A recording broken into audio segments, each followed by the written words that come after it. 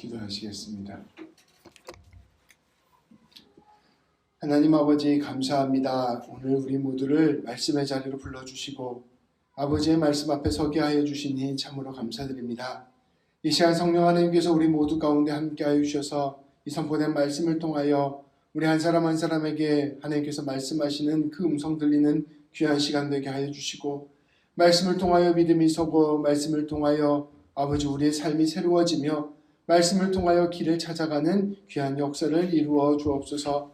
말씀 전하는 저에게 함께하여 주셔서 사람의 생각 전하지 아니하게 하시고 오직 하나님의 뜻만을 전하게 하여 주시며 말씀 듣는 우리 모두 가운데 함께하여 주셔서 꼭 필요한 말씀만 새겨질 수 있도록 인도하여 주옵소서. 우리 주님 예수님의 이름으로 기도합니다. 아멘.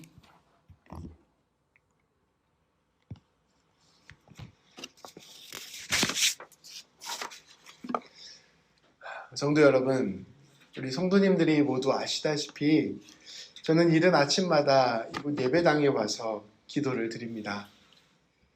이렇게 아침마다 새벽 예배를 드리다 보면 그 새벽에 가장 먼저 계절이 바뀌는 것을 느끼게 되는 것 같습니다. 계절이 바뀌는 것, 이 시간이 흐른다는 것을 가장 먼저 느끼는 곳이 바로 이곳 예배당입니다. 요즘 새벽 예배를 시작할 때뿐 아니라 마치고 나오는 그 시간까지 아직 해가 뜨지 않는 그런 시기를 보내고 있습니다. 새벽 예배를 마치면 한 6시 반 정도 되는데요. 그때도 아직 껌껌해요. 그러니까 아주 밤이 긴 시절을 보내고 있습니다. 이렇게 어두워지는 시간을 볼 때마다 이제 가을이 깊어가고 겨울이 다가왔구나라는 것을 느끼게 됩니다. 저는 그런데 이 깊은 어둠을 느낄 때마다 이제 곧 빛이 다가오리라는 기대를 하게 됩니다. 밤이 깊어지고 어둠이 길어지면 결국에는 다시 빛의 계절이 시작되고 따뜻한 봄이 된다는 것을 알고 있기 때문입니다. 초대교회 성도들 역시 이러한 기대들을 품고 있었던 것 같습니다. 사실 이거는 공공연한 비밀인데요. 예수님께서 언제 태어나셨는지 초대교회 성도들은 알지 못했습니다. 그러니까 예수님의 생일을 몰랐던 거예요. 그래서 성도들은 언제 예수님의 생일을 기념할까 하다가 가장 어둠이 길었던 날이 끝나고 이제 해가 길어지기 시작했던 날이었던 12월 25일을 예수님의 생일로 기념하기 시작하였습니다. 이제 우리 해가 가장 짧은 때가 동지잖아요. 12월 22일. 이때가 끝나고 이제 해가 길어지기 시작하는 그 시기 12월 25일이 바로 예수님의 생일로 이 일을 예수님의 생일로 기념하자라고 생각을 하고 그때부터 성탄절이 시작되는 것이었던 것입니다. 예수님으로 말미암아 어둠이 이제 끝이 나고 빛이 시작되었다라고 고백하는 것이 바로 성탄의 참 의미입니다. 이제 카페에서나 거리에서나 곳곳에 성탄 장식이 시작되었습니다. 그리고 라디오에서도 캐롤이 들리기 시작하고 있습니다. 성탄절을 축하하는 시즌이 된 것 같습니다. 우리 그리스도인들은 이 시간들 가운데 깊은 어둠을 뚫고 마침내 빛으로 오신 우리 예수님 기억하고 소망하며 이 시간들을 기대하는 시간으로 보내셨으면 좋겠습니다. 오늘 말씀은 특별히 이 성탄의 순간 어떠한 일이 있었는지를 오늘 우리에게 보여줍니다. 당시에 사람들을 둘러싸고 있었던 어둠이 무엇이었는지, 그리고 우리 예수님께서 그 어둠을 어떻게 빛으로 뚫고 들어오셨는지를 우리에게 보여줍니다. 그리고 이것을 깊이 살펴보면 이 어둠을 뚫고 오시는 그 예수님의 역사가 오늘 우리 가운데서도 동일하게 반복되고 있음을 알 수 있습니다. 우리 함께 말씀을 살펴보겠습니다. 먼저 1절부터 5절까지 말씀을 함께 봉독하겠습니다. 그때 가이사 아구수도가 영을 내려 천하로 다 호적하라 하였으니 이 호적은 구레뇨가 수리아 총독이 되었을 때 처음 한 것이라. 모든 사람이 호적하러 각각 고향으로 돌아가매 요셉도 다윗의 집 족속이므로 갈릴리 나사렛 동네에서 유대를 향하여 베들레헴이라 하는 다윗의 동네로 그 약혼한 마리아와 함께 호적하러 올라가니 마리아가 이미 잉태하였더라. 아멘.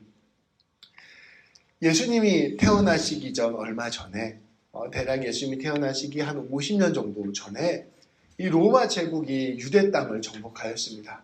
이 그림을 보면 나와 있는데요.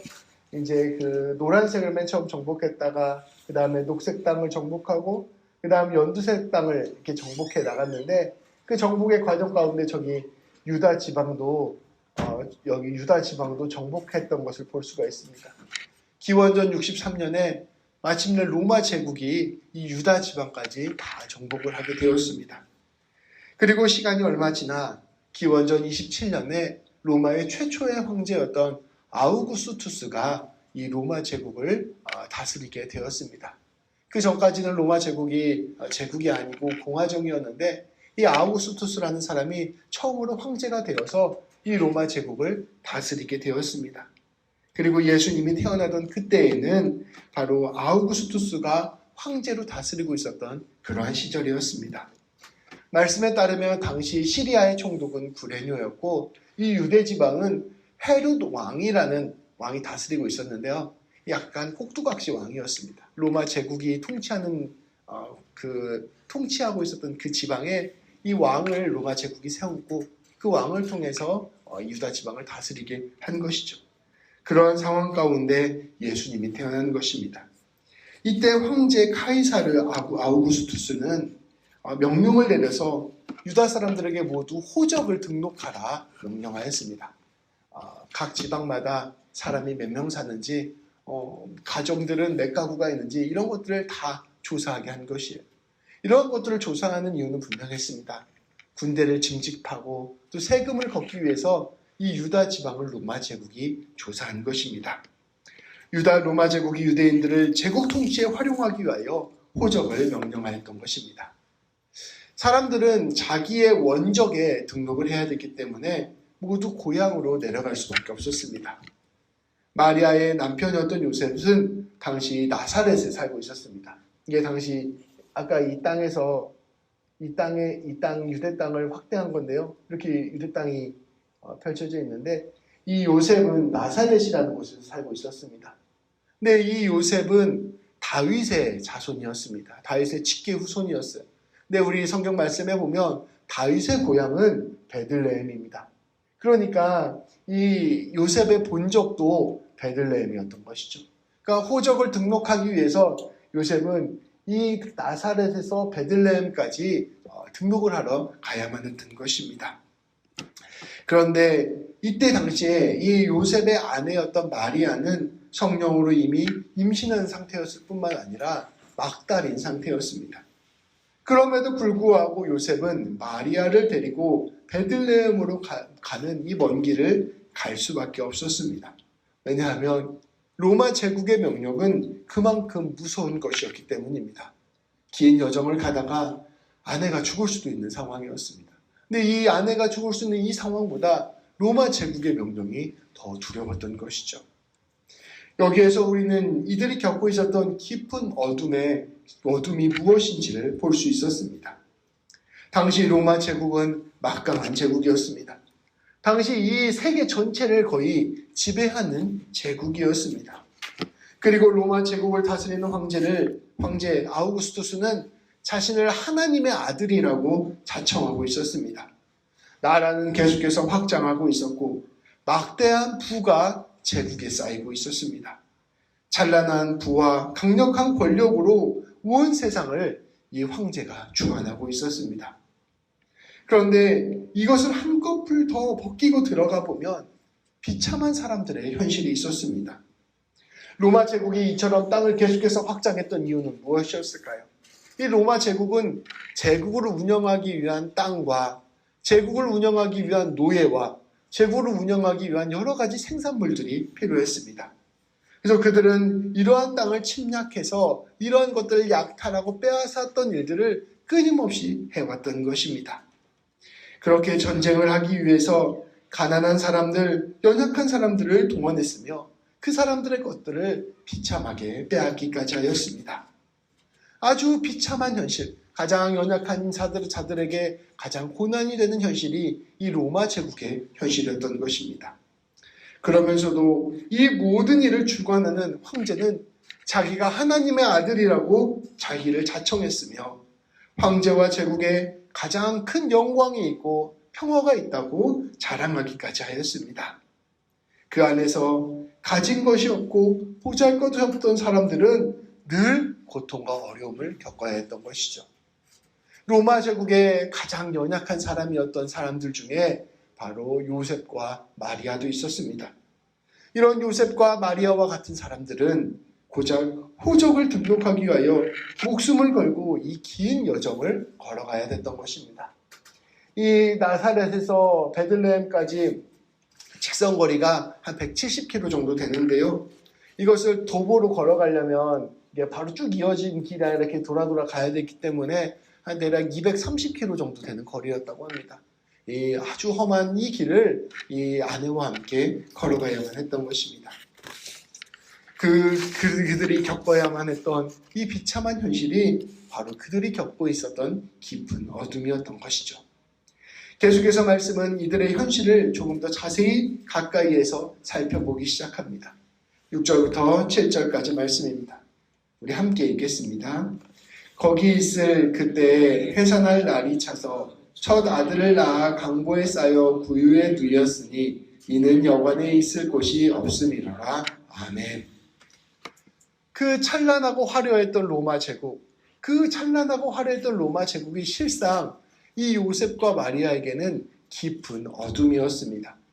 근데 그 어둠이 얼마나 고통스러웠던 것인지 6절부터 7절까지는 그 상황을 자세히 보여주고 있습니다.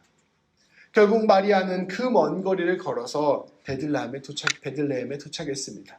근데 이 베들레헴에 도착했을 때 이 여인은 이제 아이가 막 나오려고 하기 시작한 거예요. 그래서 그곳에서 아이를 낳을 수밖에 없었습니다. 지금도 아이를 낳는 일은 굉장히 위험한 일입니다. 의료시설이 없으면 언제든지 목숨을 잃을 수 있는 일입니다. 하물며 2000년 전에 아이를 낳는 일은 얼마나 위험한 일이었을까요? 자기 집에서 조산원이 옆에서 도와줘도 살까 말까 한 일이 바로 아이를 낳는 일이었습니다. 그런데 아무도 없는 타지에 가서 아무런 도움도 받지 못하면서 목숨을 걸고 아이를 낳아야만 했습니다. 더욱 어처구니 없는 것은 이 두 부부가 묵을 만한 여관 하나도 구하지 못했다는 것입니다. 이때 당시에 마을들, 도시들은 지금처럼 이런 도시들이 아니에요. 아주 작은 마을들이 바로 도시들이었습니다. 아주 작은 시골 마을 생각하시면 돼요. 그 작은 마을에 구할 만한 여관이 없어서 이 두 부부는 결국 마구간으로 들어가게 됩니다. 가장 더럽고 가장 냄새나고 가장 위험한 그곳에서 아이를 낳아야만 했던 것입니다. 말 그대로 비참한 현실이 이 마리아의 현실이었던 것이죠. 그곳에서 그들은 아이를 낳아 겨우 강보에 싸서 가축들이 먹는 그 구유 밥그릇에 아이를 눕혀 놓았습니다.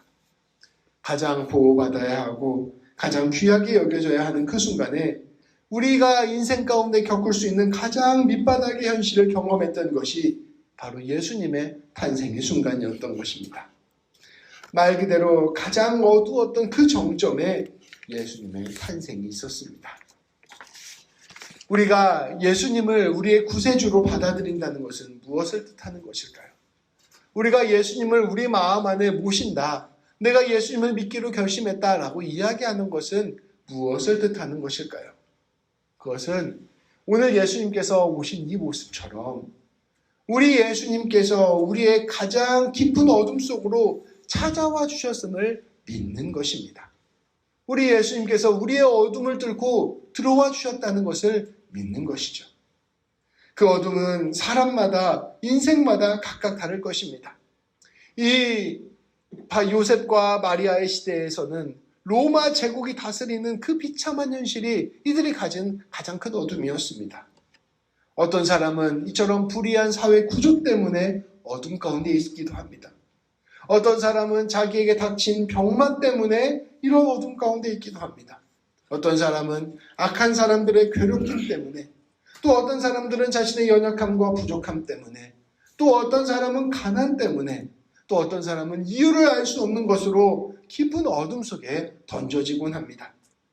그러나 분명한 것은 사람마다 그 이유는 다를지 몰라도 인생을 살아가는 우리에게는 누구나 깊은 어둠이 있다는 것입니다. 이 세상에 어둠이 없는 사람이 없어요. 다 누구에게나 드러내지 못하는 깊은 어둠이 있다는 것입니다. 비참한 현실이 있고 누구에게도 말하지 못하는 아픔이 있습니다. 그 깊은 어둠 가운데 아무것도 보이지 않는 그 자리에 우리 예수님께서 찾아오셨음을 바라보는 것. 그것이 바로 우리가 예수님을 믿는 것입니다. 그것을 성탄은 우리에게 분명하게 선포하고 있으며 성탄은 오늘 우리에게도 지금 이 시간 그러한 일이 일어나고 있음을 말씀하고 있습니다. 우리의 가장 깊은 어둠 가운데 예수님이 찾아오셨음을 오늘 말씀은 우리에게 보여주는 것이죠. 오늘 말씀을 인간적으로 눈으로 보면 참으로 비참하기 그지없습니다. 도대체 어떻게 희망을 말하고 어떻게 기쁨을 이야기할 수 있겠습니까? 이러한 현실 속에서 어떻게 소망을 이야기할 수 있겠습니까? 제가 아이를 낳고 난 후에 잘 못 보는 사진들이 있는데 그것은 자녀를 잃은 부모들의 비탄한 모습을 보는 그 사진들이 너무나 어렵습니다. 요즘 팔레스타인하고 그 이스라엘 전쟁이 일어나는데요. 그 기사들이나 페이스북이나 이런 데에 지금 일어나고 있는 그 상황들을 사진으로 요즘은 쉽게 찍어서 올리잖아요. 사진 찍어서 올리는 사진들을 막 봅니다. 근데 그게 의도하지 않아요. 그러니까 쭉 스크롤 내리다가 그냥 나도 모르게 오니까 보게 됐는데요. 아주 비참해요. 막 콘크리트 안에 막 아이들이 깔려서 죽은 모습들, 어머니가 막 그 아버지들이 아이를 보자기에 싸서 죽은 아이를 보자기에 싸서 울고 있는 모습들, 막 이런 사진들이 계속 올라오는데 그걸 보는 게 너무나 마음이 어렵습니다. 그런 사진들을 보면서 사진들을 보는 것만으로도 마음이 아프고 슬픈데 이러한 깊은 어둠 속에서 우리가 감히 희망을 말하고 기쁨을 어떻게 이야기할 수 있을까요? 예수님께서 태어난 그날의 어둠은 바로 이러한 종류의 어둠이었던 것입니다. 누가복음에는 나오지 않지만 마태복음에는 이 예수님이 태어났을 때 일어난 비참한 사건 하나를 이야기하고 있습니다. 왕이 태어났다는 소식을 듣고 이 당시에 베들레헴을 주관하고 있었던 헤롯 왕이 2살 이하의 어린 아이들을 모두 죽이는 비참한 일이 일어난 것이죠. 아주 깊은 어둠, 아주 깊은 슬픔이 온 땅에 가득하다는 것을 예수님의 탄생이 우리 가운데 보여주고 있는 것이죠. 모두가 슬픔과 애통함 가운데 잠겨있던 그 순간에 바로 우리 예수님께서 어둠을 뚫고 빛으로 온 것입니다. 예수님이 태어나신 그 순간 우리 하나님께서는 조용히 일하시기 시작하셨습니다. 8절부터 12절까지 말씀입니다. 우리 한 절씩 교독해서 읽겠습니다. 그 지역의 목자들이 밤에 밖에서 자기 양떼를 지키더니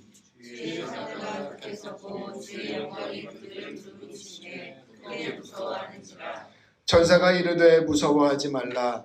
보라, 내가 온 백성에게 미칠 큰 기쁨의 좋은 소식을 너희에게 전하노라. 오늘 다윗의 동네에 너희를 위하여 구주가 나셨으니 곧 그리스도 주시니라. 너희가 가서 강보에 쌓여 구유에 누워 있는 아기를 보리니 이것이 너희에게 표적이니라 하더니 아멘. 그 어둠 가운데 빛으로 우리 예수님께서 태어나셨습니다. 근데 그 예수님께서 태어나셨던 그때에 베들레헴 들 밖에 한 목자들이 있었습니다. 이들은 양떼를 지키는 사람들이었습니다. 이 사람들도 역시 사회의 가장 변두리에 있었던 사람들, 지극히 가난한 사람들, 심지어 어둠 가운데 살고 있었던 사람들이었습니다. 그런데 이 사람들에게 갑자기 천사가 나타났습니다. 그리고 하나님의 찬란한 영광이 그들에게 비추었습니다. 심지어 이 목자들은 성경에 이름도 나와 있지 않아요. 아주 무명의 사람들 가운데 하나님께서 가장 아름다운 찬란한 영광의 빛을 비추어 주신 것입니다. 목자들은 갑자기 나타난 이 빛을 크게 두려워하였습니다. 천사들은 이들에게 말합니다. 무서워하지 말아라. 보아라. 내가 온 백성들에게 미칠 큰 기쁨의 좋은 소식을 너희에게 전해주겠다. 오늘 다윗의 동네 베들레헴에 너희를 위하여 구주가 나셨다. 그분은 그리스도시요 주님이시다. 너희가 지금 베들레헴에 들어가면 강부에 쌓여 구유에 놓여있는 아기를 보게 될 것이다. 이것이 바로 너희가 그 놀라운 일이 일어났다는 표적이니라. 가장 깊은 어둠 속에서 양을 치던 사람들에게 갑자기 찬란한 빛이 비춰진 것입니다.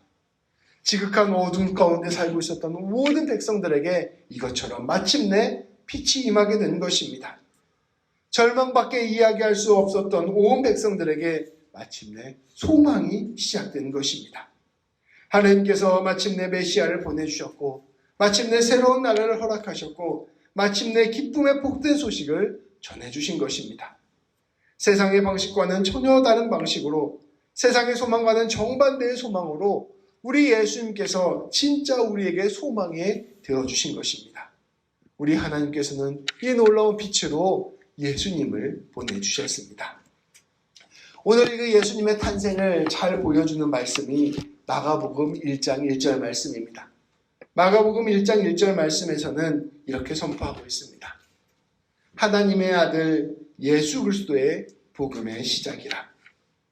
이 마가복음 1장 1절 말씀은 당시 사람들이라면 누구나 잘 알고 있는 너무나 유명한 경구를 이용한 말이었습니다.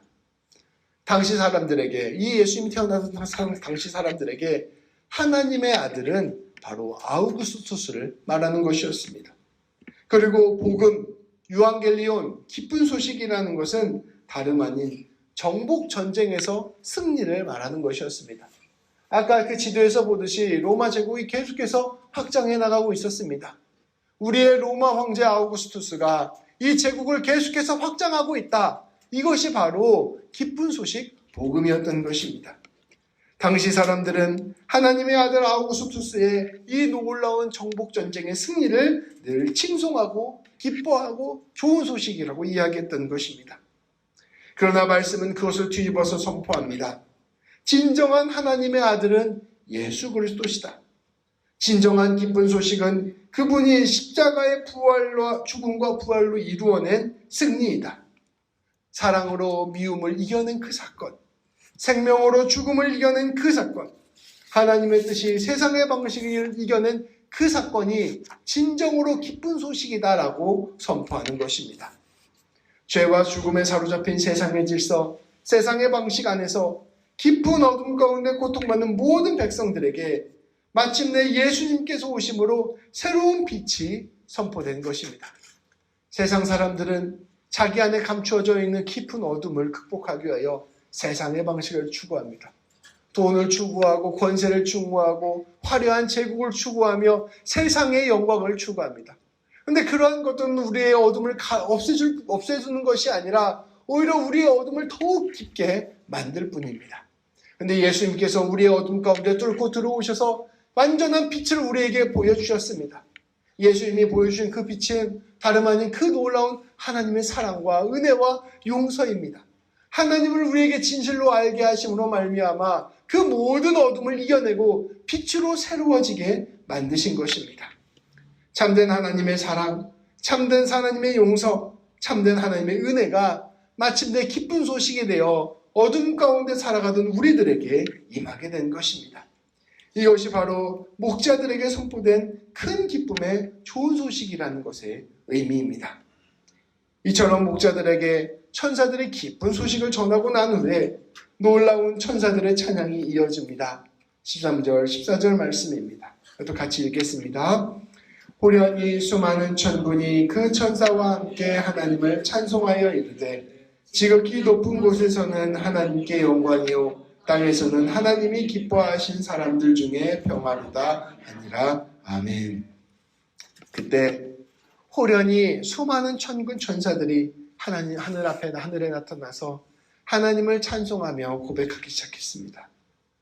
예수님의 탄생은 지극히 높은 하늘에서는 하나님께 영광이 되는 일이요 이 땅에서는 하나님이 기뻐하시는 사람들 사이에 평화가 되는 일입니다. 예수님의 탄생으로 마침내 이 어둠 가운데 빛이 비추이게 되었습니다. 세상의 질서 가운데 하나님의 질서가 세워지게 되었고 세상의 통치 가운데 하나님의 통치가 시작되게 되었습니다. 이제 예수님의 오심으로 말미암아 모든 애통함과 절망 가운데 위로가 임하고 소망이 임하게 되었습니다. 이제 죽음은 물러나고 눈물은 닦이게 되며 모든 억압과 압제가 풀려나게 될 것입니다. 예수님을 받아들이는 그곳마다 이제 참된 용서와 회복과 평화가 임하게 될 것입니다. 이것이 바로 우리 예수님께서 이 땅에 오셨다는 것의 참된 의미입니다. 이러한 놀라운 역사는 그저 2000년 전의 일일 뿐만 아니라 오늘 우리의 삶에서도 동일하게 일어나는 일입니다. 우리는 우리의 개인의 삶에 이것을 적용해 볼 수 있습니다. 우리의 삶에는 여전히 어둠이 있고 여전히 아픔이 있고 여전히 풀어가야 될 숙제가 있습니다. 우리는 그것을 세상의 방식으로 풀어가려고 하다가 더 복잡해지고 더 어려워지는 어둠 속으로 빠져들어가게 되는 것들을 경험하곤 합니다. 그러나 우리 예수님께서 우리에게 찾아오셨습니다. 우리 예수님께서 우리의 어둠에 빛을 비추어 주셨습니다. 우리는 우리를 위해 찾아오신 그 예수님을 신뢰하고 그 예수님을 붙들고 나아가야 합니다. 우리 주님은 우리 가운데 들어오셔서 우리의 아픔을 치유해 주실 것입니다. 우리를 사로잡고 있는 헛된 우상과 귀신을 내어쫓아 주실 것입니다. 우리의 인생 가운데 있는 우리의 죄악과 불의를 몰아내 주실 것입니다. 우리 예수님께서는 우리를 사로잡고 있는 죽음을 물리쳐 주시고 생명을 허락해 주실 것입니다. 우리 예수님께서는 우리를 찾아온 그 순간부터 우리 가운데서 일하시기 시작하셨고 지금도 일하시고 계시고 앞으로도 영원히 우리와 함께 하실 것입니다. 하늘의 영광과 땅의 평화가 다른 그 어디가 아니라 우리 삶 가운데, 우리의 심령 가운데서 이루어지기 시작한 것입니다. 우리는 날마다 아침마다 우리 예수님을 우리 주님으로 초대해야 합니다. 아침마다 어둠이 가시고 해가 뜨듯이 우리 인생의 어둠의 자리마다 우리 예수님을 초대하여 빛으로 그것을 바꾸어야 합니다. 예수님께 기도하고 예수님께 간구함으로 예수님이 내 삶 가운데 내 마음을 만지어 주심을 경험하고 내 삶 가운데 일해 주심을 누려야 합니다. 우리는 우리 자신이 구유가 되어야 합니다. 우리 자신이 베들레헴이 되어야 하는 것입니다. 우리 주님께서 우리의 마음을 사로잡고 계시고 우리의 삶 가운데 함께 하신다면 우리 주님은 우리에게 날마다 새로운 기쁜 소식을 우리의 심령 가운데, 삶 가운데 들려주실 것입니다. 또한 우리가 그렇게 주님의 은혜를 받아들이고 주님의 빛 되심을 받아들이면 우리는 우리의 삶을 통하여 이 땅의 아픔을 바꾸어 가게 될 것입니다. 우리 예수님께서는 지금도 이 땅에 함께하고 계시며 이 땅 가운데 하나님의 거룩한 일들을 이루어가고 계십니다. 우리 예수님께서는 지금도 전쟁과 폭력으로 애통해야 하는 모든 이들과 함께 하시며 이들을 살리기 위하여 일하시고 계십니다. 우리 예수님께서는 이 땅에 평화가 완전히 올 때까지, 이 땅에 하나님의 사랑이 완전히 임할 때까지, 이 땅에 하나님의 용서와 회복이 이루어질 때까지, 하늘의 등이 땅에 이루어질 때까지 지금도 땅의 주권자가 되어 일하시고 계십니다. 그리고 그 일에 빛으로 부름받은 우리를 먼저 사용하시기를 원하십니다. 우리는 날마다 예수님의 그 빛을 마음에 품고 주님과 함께 어둠 가운데 있는 이웃으로 나아가야 할 것입니다. 어둠 가운데 빛을 비추어야 하는 그 일로 우리 주님은 우리를 부르신 것입니다. 귀한 성도 여러분, 오늘 말씀을 기억하며 우리 예수님을 다시 우리의 마음의 중심으로 초대합시다. 특별히 우리의 마음의 삶의 가장 큰 기쁨으로, 깊은 어둠으로 우리 주님을 초대합시다. 우리의 가장 깊은 그 어둠을 밝힐 수 있으신 분은 오직 우리 예수님입니다. 우리 빛 되신 예수님으로 우리의 심령을 밝히고 우리의 삶을 밝혀 나갑시다. 그리고 그 빛을 들고 이웃을 향하여 나아갑시다. 우리 예수님께서는 날마다 우리와 함께 하시며 우리의 삶을 새롭게 하실 것입니다. 우리를 통하여 또한 이 세상을 새롭게 하실 것입니다. 우리가 예수님을 늘 바라보며 살아갈 때 우리의 모든 삶은 하나님께 영광이 되는 삶이요 이 땅에 평화를 이루는 삶이 될 것입니다. 이 어둠의 계절에 빛을 바라보고 빛을 가장 먼저 선포하는 저와 여러분 되기를 주님의 이름으로 축복합니다. 기도하시겠습니다. 하나님 아버지 감사합니다. 어둠 가운데 빛으로 찾아오시는 우리 예수님을 오늘 말씀을 통하여 다시금 보게 하여 주시니 참으로 감사드립니다. 아버지, 우리 인생 가운데 있는 어둠의 자리에 가장 먼저 예수님을 초대할 수 있도록 인도하여 주옵소서. 우리의 삶을 이끌어 주시고 밝혀 주실 분은 오직 하나님 한 분뿐임을 우리가 기억하게 하여 주시고, 우리 하나님 붙들고 예수님 붙들고 성령님 붙들고 그 모든 어두움을 이겨내는 우리 모두가 될 수 있도록 인도하여 주옵소서. 더불어 아버지, 우리가 우리의 인생 가운데 하나님의 빛이 되게 하여 주셔서 아버지, 이 세상 가운데 어둠을 빛으로 밝히는 사람들 될 수 있도록 인도하여 주시고, 하나님의 영광과 땅의 평화가 우리를 통하여 이 땅 가운데 임할 수 있도록 하나님 모든 삶 가운데 함께하여 주옵소서. 우리 주님 예수님의 이름으로 기도합니다. 아멘.